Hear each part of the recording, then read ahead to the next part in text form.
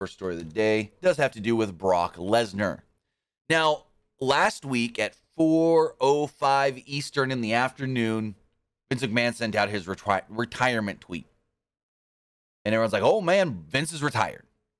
Then not long after that, I think Brian Alvarez may have been the first one, correct me if I'm wrong on that, to tweet out, Brock Lesnar just left SmackDown. He just left the building. That's not verbatim what he said, but it's kind of what he said.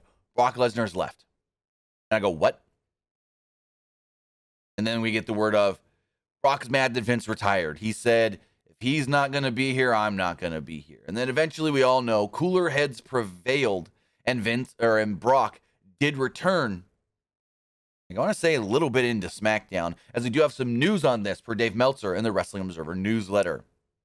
According to Dave Meltzer in the latest Wrestling Observer newsletter, Lesnar walked out the moment word circulated backstage last week of Vince's retirement. Although details are exactly not quite 100%, it is said that Lesnar did return to the building at 8:30 p.m., more than 7 hours after he walked out and 30 minutes after SmackDown went on the air. WWE management reportedly kept in constant touch with Lesnar following his walkout and, quote, made a deal with him to return. Meltzer did not specify what that deal was, pertaining to a creative change or maybe offering Brock something different. There's still some uncertainty over the exact reason for Lesnar's walkout, whether he was just mad because Vince is gone and retired and this and that, or if there was something else.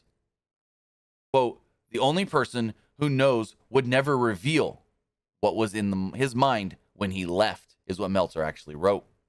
One source did tell The Observer that Lesnar, inarguably, is the biggest star in WWE, and walking out hours after McMahon's retirement would have sent a, quote, terrible public message and created the perception that the company was, quote, in chaos in the post-McMahon era. As such, it was preemptive for Lesnar to appear on the show, and WWE management was committed to making sure that happened. Upon returning to the TD Garden, Lesnar went out to the ring and destroyed Theory, as we saw last week, teasing, I'm not going to let you use the briefcase. I'm going to beat you down with the briefcase and this and that. The final thing that Meltzer did state was that when Lesnar returned, he was, quote, seemed very happy, indicating that whatever deal management made with him clearly, obviously worked. So with that, Brock legit walked out. For everybody all week that's been saying, it's a swerve. They were trying to get attention. They wanted the attention off of Vince and onto something else. No.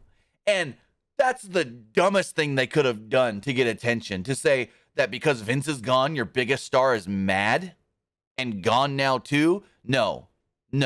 Some of these people this week that have been trying to spin the narrative are just dumb. But what we do know is Brock left.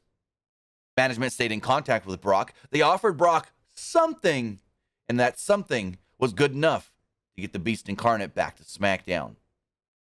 Now, there are other speculations that maybe Brock is done after SummerSlam, which is tomorrow. Maybe Brock doesn't want to do anything else going forward, but will, be professional and do what he is contracted to do at the moment. So if we do hear anything else on Brock Lesnar's status, keep you guys updated.